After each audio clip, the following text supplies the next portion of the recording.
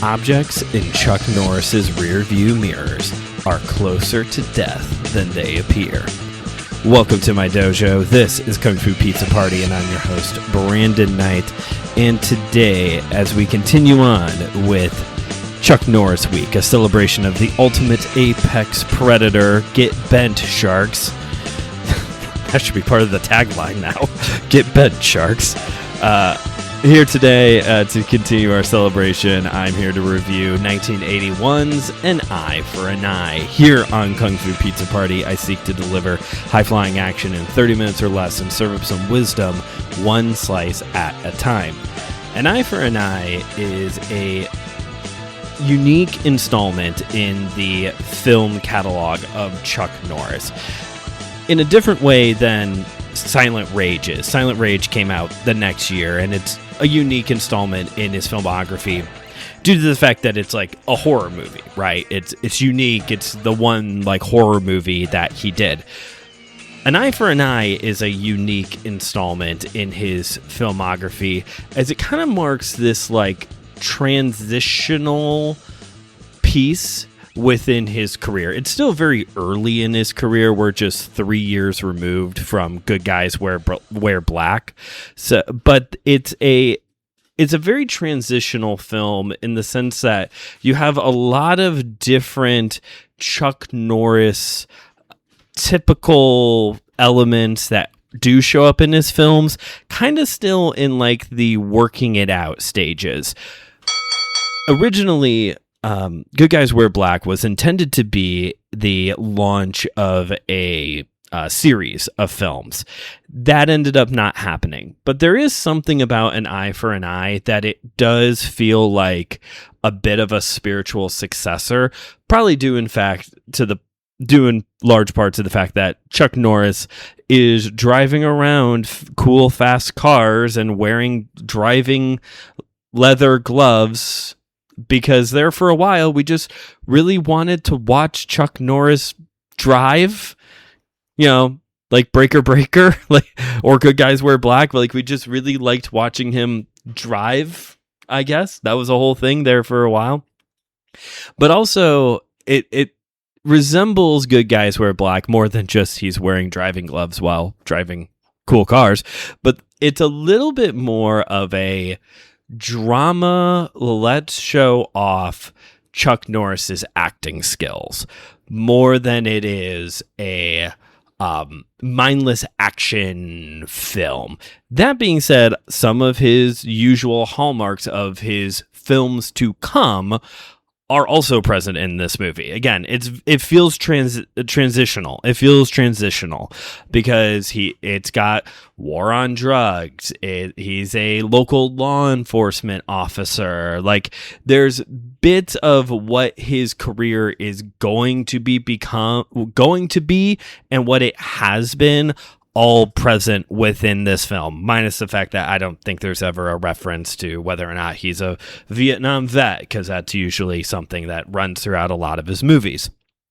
If An Eye for an Eye is the spiritual sequel to Good Guys Wear Black, then it may also be the spiritual prequel. I don't know if that's a thing, but the spiritual prequel to Lone Wolf McQuade, which is going to come out in about 2 more years from when this film originally came out.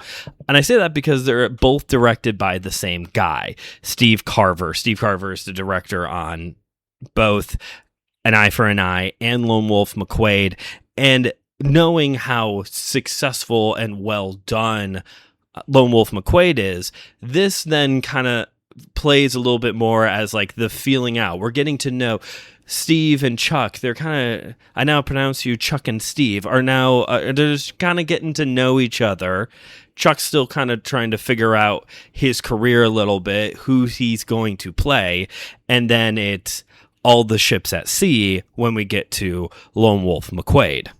An Eye for an Eye has an outright stacked B-movie action cast. This movie is stacked top to bottom, and I'm not even being like, this is not a bit. Like, it is an impressively casted film. So we have Chuck Norris here, and he's playing a undercover narcotics agent who is trying to blow open a case on heroin being smuggled into the West Coast. I don't think they really specify which part of the West Coast, but the West Coast apparently, one part of it has some heroin coming in, and him and his partner are set up, and his partner is subsequently killed in this trap, and afterwards Chuck ends up resigning from the police force. The guy who sets him up, this stool pigeon, if you will, who will later continue his stool pigeon ways and help out Chuck Norris later on as he continues to investigate, is played by Mel Novak, which is quite possibly a name that you don't know, but I promise you, if you've watched enough kung fu movies and enough 70s action films, you've probably seen him at some point, and I can assure you, you've heard me talk about him at least once here on the show.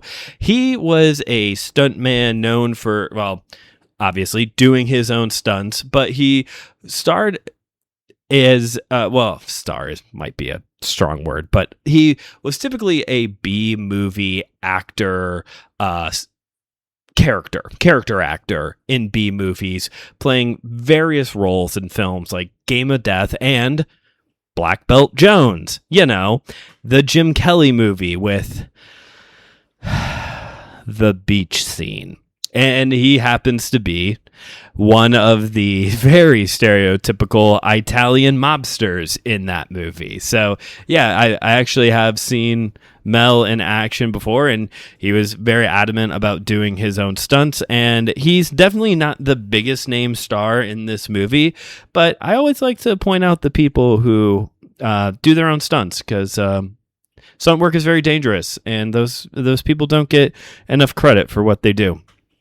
Chuck Norris does resign, though, from his police position to arguably the coolest person on the planet. No, not Steve McQueen, though that was a good guess, listener.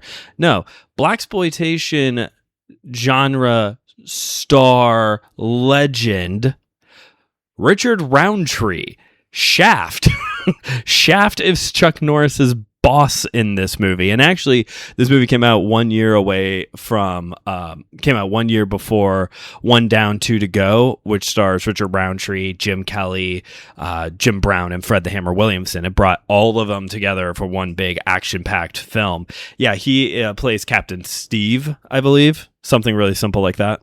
Captain Stevens. And the entire time, this movie is doing its absolute best to make you think that Captain Stevens is actually an inside guy for these people who are smuggling heroin into the West Coast, because how else would they know about this super secret undercover plot if it wasn't for the fact that maybe there's somebody working on the inside, working for the bad guys in the police department? And thank God the only black man in the entire film wasn't actually the bad guy.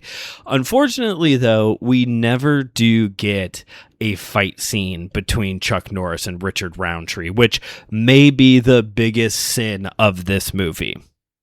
After Chuck Norris's partner is killed in this trap drug deal situation, the partner's girlfriend, who was a reporter for the local news outlet, who was working on news stories surrounding the influx of heroin in the community, she was murdered. And she was actually murdered by...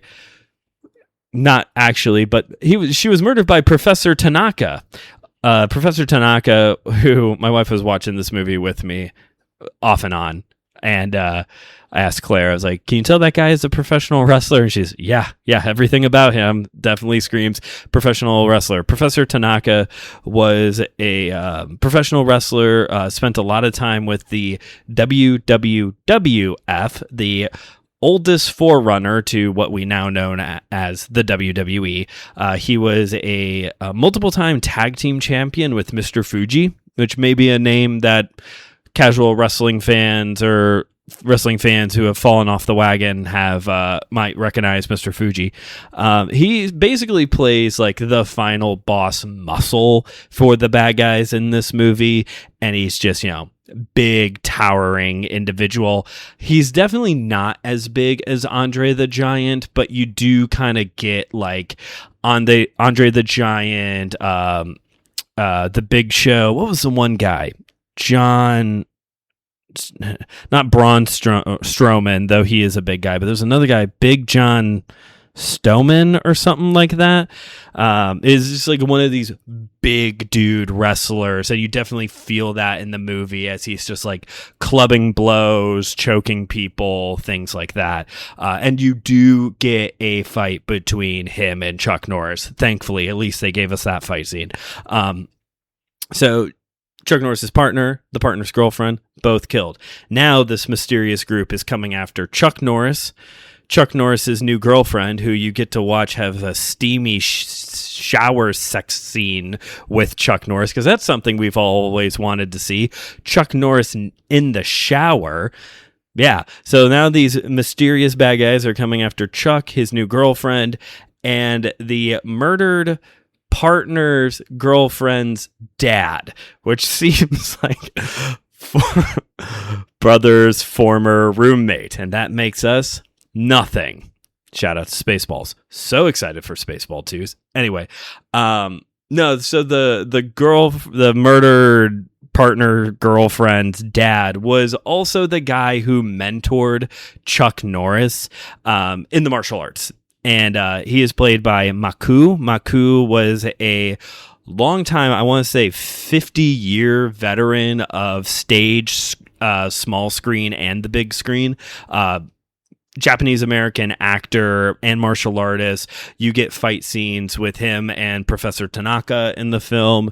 And it's a lot of fun. Like, he's an older guy by this point in his career, and so there's a lot of like Chuck Norris helps him out, and he's like, I had that handled. Why are you helping me? Like, I got this. They're not, I can handle these young guys. A lot of those kind of ribs are like, since he was like Chuck Norris's master at one point in time, the Maku is like, that kick was sloppy. Just like really picking at Chuck Norris. He's not the comic relief.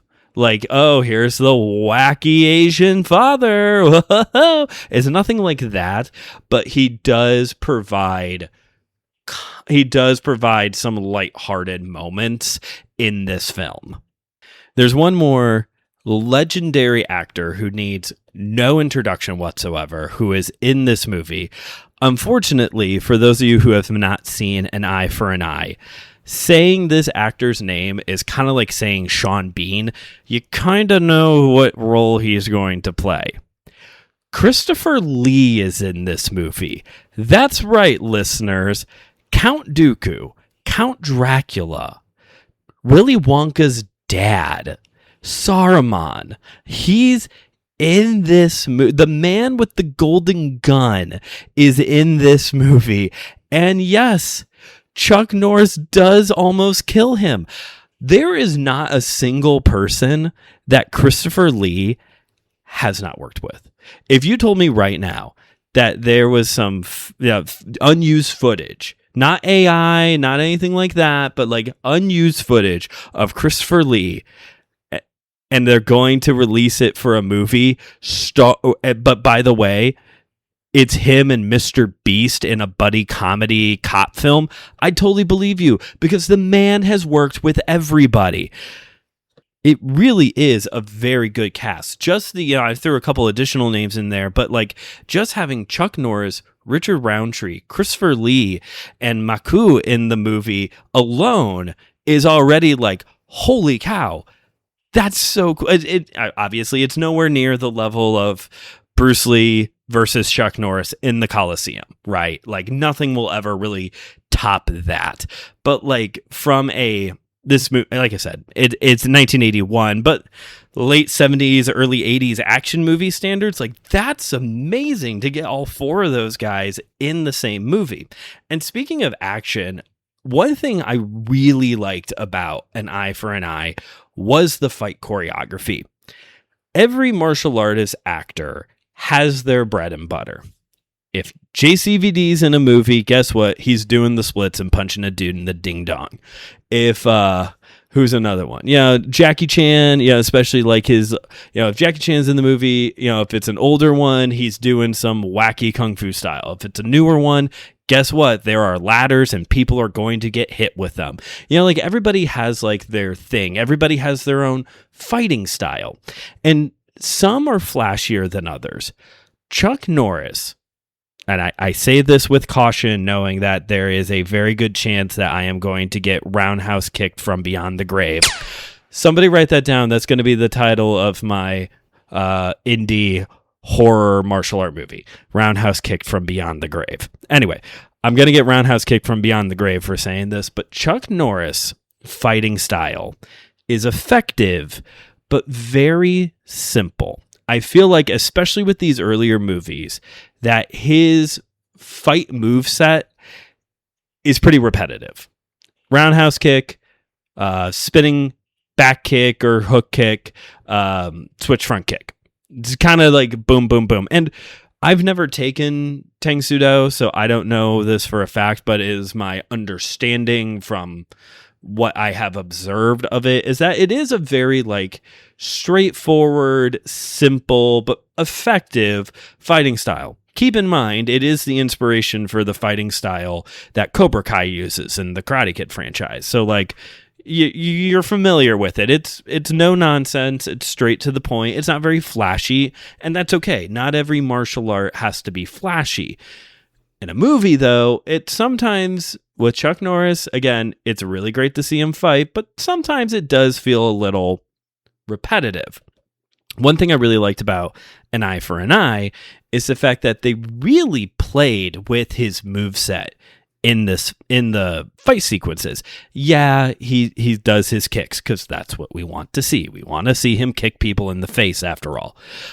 But you also get like spinning back elbows, spinning back fists.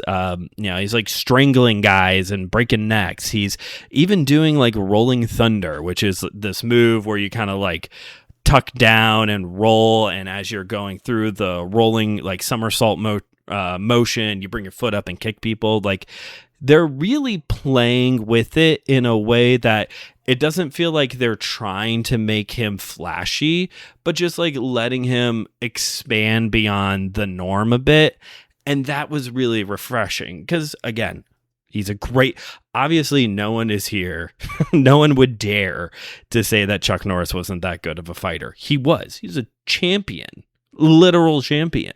But in the movies, it does feel a bit repetitive sometimes. So I really enjoyed seeing him kind of expand and try some other things and get to do some other moves, including, the good old fashioned karate chop, judo chop, whatever term you prefer for that move. So with all of that in mind, between the cast, the story, which is very comic booky, like I didn't even bring up the fact that the people smuggling the drugs is the Chinese triad, and it's like a whole thing. There's a lot of, it's not wacky, but it is a little comic book. There was like a critic review from way back when the movie first came out that it was like a comic strip, just like how things would escalate and the twists and turns the movie would take. So you would expect with like the story, the cast, especially the fight choreography, and the fact that this movie grossed $12 million off of a $4 million budget, that like it was successful and a really good movie. So about that, yeah, this is one of the few times here on the show, maybe the first time, I don't know, but one of the few times here on the show where I'm actually kind of agreeing with the critics on this one. This movie was panned and continues to be panned, and I definitely agree with the critics' view on this film. I guarantee that there will be people out there who are like, oh, An Eye for an Eye, best Chuck Norris movie. I love that movie. Like, and that's fine. If you like this one, that's fine. Like, I don't think the movie is bad. What is it that the kids say nowadays? It's missing the sauce. There's something missing, which is crazy seeing how the cast lineup is. But it's like the whole time, these situations keep getting worse for Chuck. Friend gets murdered, friend's girlfriend gets murdered. They're all, this mysterious group is like coming after him, and like people that he cares about, and like it just keeps escalating. And I don't know if you saw the poster. I posted it on Instagram. But like between that and the poster, you would think that this movie is going to become an absolute bloodbath. And it's not. For as good as the fight choreography is, it's the fight scenes in this movie are few and far between. Much like The Babadook, here you're getting another movie review. This movie has a lot in common with The Babadook, where the final 10 minutes, the final conclusion of the movie is really good. I just don't know if it's really worth the hour and 30 minutes to get to that part. Like, was The Babadook and An Eye for an Eye a bad movie? No, it's not bad. The story is fine. I just don't know. It was lacking in execution. This is also maybe one of the textbook examples of just how dang wooden Chuck Norris could be as an actor. Some critics were pointing out, this is wild too to hear from critics, but some critics at the time were pointing out how like this was trying to be a drama where already by this point people, critics included, just wanted to see Chuck Norris kick people in the face. That's all we wanted. Like, that's all we needed at that point already. And so this is like one of the few, if not the only action movie where critics were like, it needed less plot and more action. And in a way, I agree with that. It's not boring, but I don't want to just watch Chuck Norris walk around and think about things, Also, Chuck Norris's character, totally not motivated enough.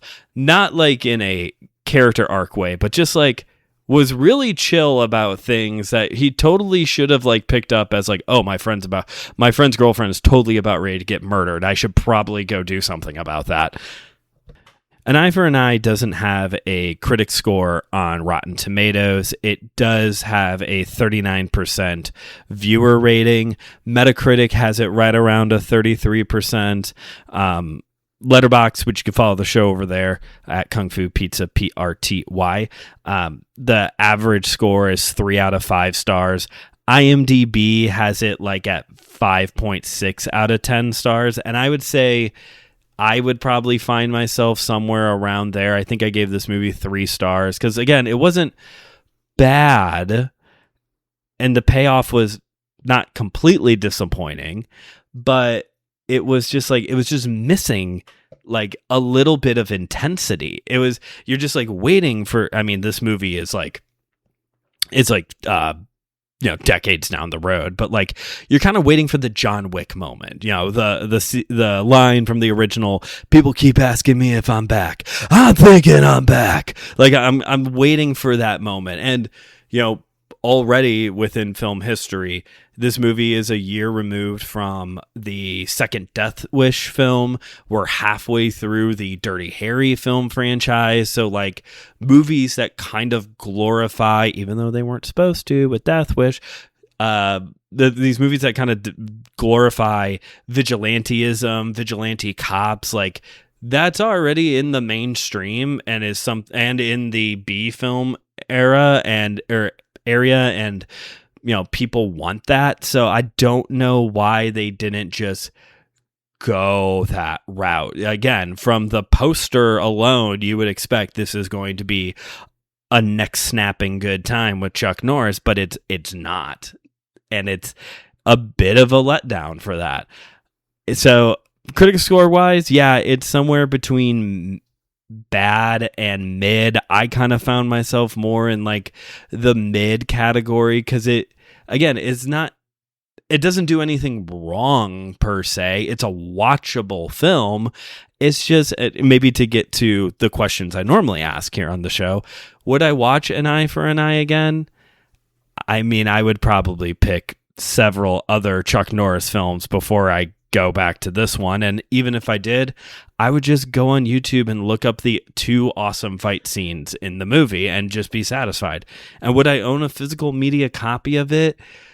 The poster is cool. Like, that's kind of an incentive to own something that's got the poster on it. But honestly, like, I don't feel like I need this. And the good news for you listeners is that if still by the end of this you're like, I still want to check it out, which you totally should based off of the cast, just to see Chuck Norris interact with Richard Roundtree and freaking Christopher Lee, you should probably go check it out. It is one of those, I swear this is the case with all Chuck Norris movies. It is one of those that it's like, I watched it on Tubi, it's on Roku, Pluto TV, Fossum. It's easily accessible. Go check it out. Well, thanks for listening to today's episode. We got a couple days left on Chuck Norris Week, so make sure you follow the show on Instagram to see your daily Chuck Norris fact. And if you missed it, make sure you check out the episode that came out earlier this week where I dive into the history of the Chuck Norris fact meme. It's a wild ride and was also the birthplace of Slender Man. Same forum. Well, same website. Thanks for listening. If you haven't yet already, please rate and review this show wherever you get your podcast. Pass this episode along to a friend. And check out the other shows here on the In Is Out Podcast Network, like Page and Pixel, Why I Don't Like, and Systematic Geekology, along with my sister show, My Seminary Life. And that's it. I've basically plugged everything else. Cool. Thanks for listening.